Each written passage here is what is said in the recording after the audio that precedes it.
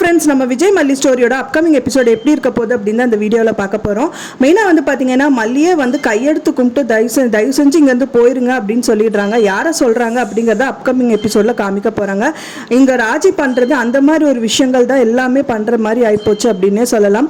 மல்லி வந்து ரொம்ப உயிராக நினச்சிட்டு இருந்தா அவங்க பெரியம்மா வந்துட்டு அம்மாவா நினைக்கிறேன் அப்படிங்கிற மாதிரி சொல்லிட்டு இருந்தாங்க. ஸோ அவங்களே வந்து பார்த்தீங்கன்னா வீட்டு விட்டு போங்க பெரியம்மா அப்படிங்கிற மாதிரி சொல்லிட்டாங்க. மெயினாக வந்து அதுக்கான காரணம் வந்து ராஜி தான் அப்படின்னு சொல்லலாம். ராஜி தான் வந்துட்டு பார்த்தீங்கன்னா மல்லியும் விஜயும் சேர்ந்து இருந்துட்டு இருக்கிற ஃபோட்டோ வந்துட்டு எடுத்துட்டு அவங்க தான் வந்து அனுப்புனாங்க அப்படிங்கிற மாதிரி காமிச்சிடுறாங்க. ஸோ அவங்க வந்து எவ்வளோதான் அன்னபூர்ணி அம்மா நான் பண்ணலான்னு சொன்னால் கூட வந்துட்டு பார்த்தீங்கன்னா மல்லி வந்து கேட்கறதா இல்லை, அவங்கள வீட்டை விட்டு அனுப்பிடுறாங்க அப்படின்னே சொல்லலாம். ஸோ ராஜி வந்து பார்த்தீங்கன்னா கரெக்டான செக் பாயிண்ட்டை வந்து நகர்த்திட்டாங்க அப்படின்னே சொல்லலாம். என்னதான் இவங்க வந்து பிளான் பண்ணி நல்ல விதமாக பண்ணணும், எப்படியாவது நல்லா இருக்கணும் பொண்ணுன்னு அவங்க நினச்சா கூட இவங்க வந்து தவிடுபடியாக்கணும்னு ஏதோ ஒரு விஷயங்கள் வந்து ராஜி பண்ணிட்டே தான் இருக்காங்க அப்படின்னு சொல்லலாம். இது வந்து ரொம்பவே கஷ்டம் கொடுக்குது மல்லிக்கு.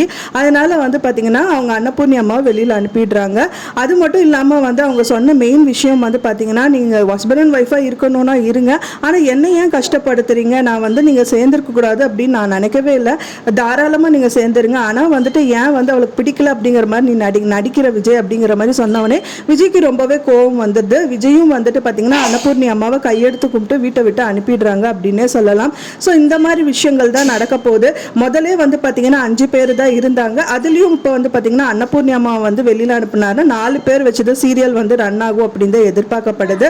ஸோ இது வந்து கிட்டத்தட்ட வந்து பார்த்தீங்கன்னா ரொம்ப போரிங்காகவே நம்மளுக்கு போயிட்டு இருக்கும் அப்படின்னு எதிர்பார்க்கலாம். ஸோ அது மட்டும் இல்லாமல் மல்லி வந்து பார்த்தீங்கன்னா ராஜி பண்ண விஷயம் எல்லாமே உங்களுக்கு தெரிய வருது. ராஜி வந்து பார்த்தீங்க அப்படின்னா ரஞ்சிதா கிட்ட சொல்லிட்டு இருந்தாங்க, இந்த மாதிரி விஷயங்கள் எல்லாமே நான் தான் பண்ணேன். ஸோ எப்படியோ வந்து பார்த்தீங்கன்னா மல்லியை வந்து அன்னபூர்ணி அம்மா வெளியில் அனுப்பிட்டாங்க அப்படிங்கிற மாதிரி சொல்கிறாங்க.